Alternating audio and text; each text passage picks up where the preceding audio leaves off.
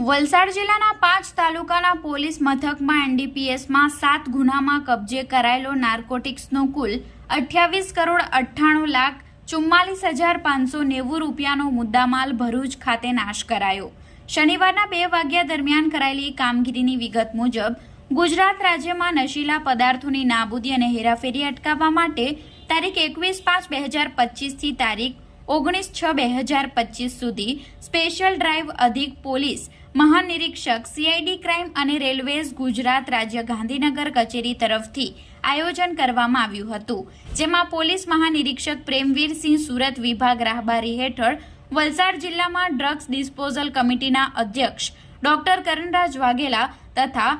drugs disposal કમિટીના સભ્ય AK Verma, નાયબ પોલીસ અધિક્ષક વલસાડના માર્ગદર્શન હેઠળ એસઓજી વલસાડના પોલીસ ઇન્સ્પેક્ટર AU રોઝના સંકલન દ્વારા વલસાડ જિલ્લામાં આવેલા 5 પોલીસ મથકમાં, જેમાં ડુંગરી પોલીસ સ્ટેશનમાં 2 ગુનામાં પકડાયેલા ડ્રગ્સનો જથ્થો જેની કિંમત 12,14,14,900 તેમજ ભિલાડ પોલીસ સ્ટેશનમાં 2 ગુનામાં ઝડપાયેલ 32,130 રૂપિયાનો ડ્રગ્સનો જથ્થો, વલસાડ રૂરલ પોલીસ મથકમાં 1 ગુનામાં ઝડપાયેલ 7,560 રૂપિયાનો જથ્થો, પારડી પોલીસ સ્ટેશનમાં 1 ગુનામાં ઝડપાયેલ 6,45,90,000 રૂપિયાનો ડ્રગ્સનો જથ્થો અને ઉમરગામ પોલીસ સ્ટેશન મળી કુલ 28,98,44,590 રૂપિયાનો મુદ્દામાલ આજરોજ BIL